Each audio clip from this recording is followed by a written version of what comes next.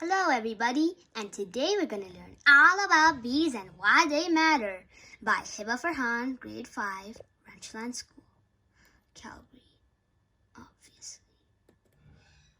What is a bee? A bee is an insect related to ants and wasps.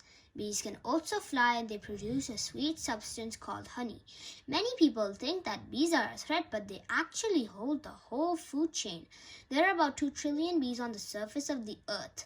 Bees are in the Apodia superfamily. The scientific name for a bee is Anthophila. Next. Honey. Have it with toast, have it with cereal, even have it with your tea. And honey's got it all. But does it really matter how it's made? Actually, it does. Honey starts out as pollen in the ends of the stamen. The bees then pollinate the flower by sticking it on their legs. Now the bees take the pollen to honey-making honeybees. Not to ruin it for you, but did you know that honey is really bee spit? Ew. But it's still delicious. The difference between a bee and a wasp. When you see a bee or a wasp, usually you think it's a bee or vice versa.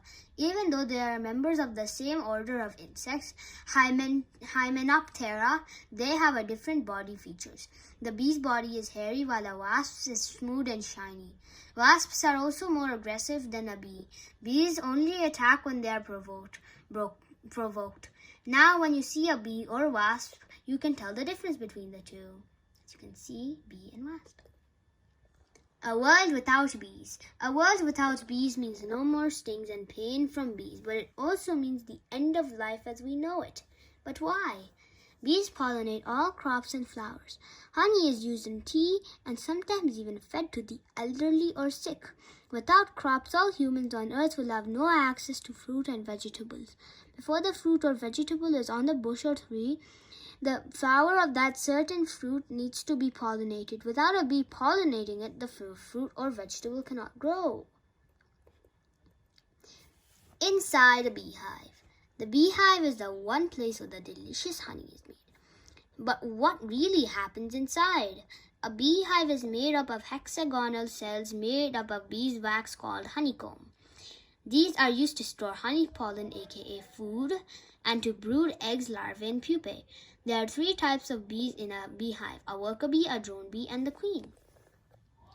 Worker bee. Worker bees do most of the job in the hive. They are female and cannot reproduce.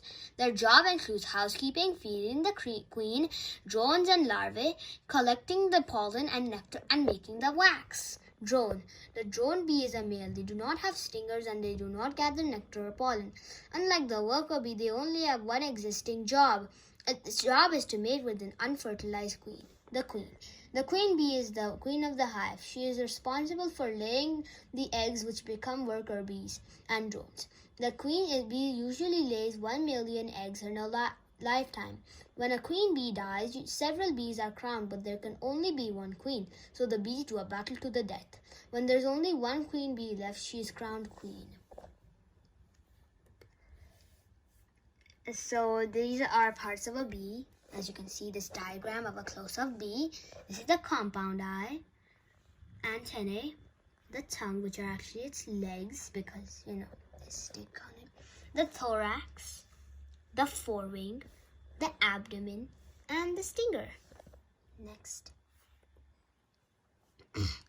A bee's life cycle. The egg. The life cycle of all insects, including honeybees, all starts with a tiny egg. When it is winter, the queen bee lays eggs, which make up the colony of drones and workers.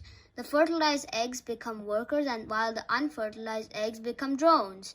Larva. The larva stage is when the egg has become larger and now looks like a cocoon. The larva needs food, so the worker, female, feeds the larva a worker jelly, which keeps their stomach full. Pupae.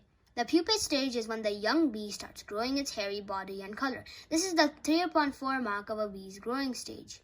Adult. The adult stage is when the bee is fully developed and ready to do its part around the hive. It doesn't have to live in a honeycomb anymore. As you can see, this is the bee's life cycle. Next.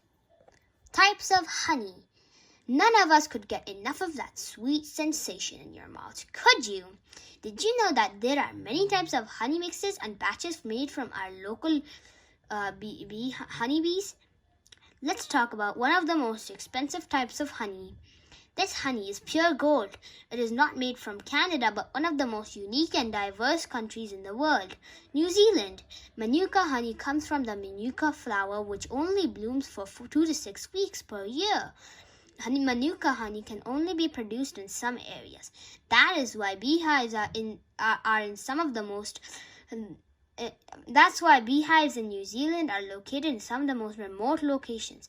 Many types of honey can only be made by that specific flower.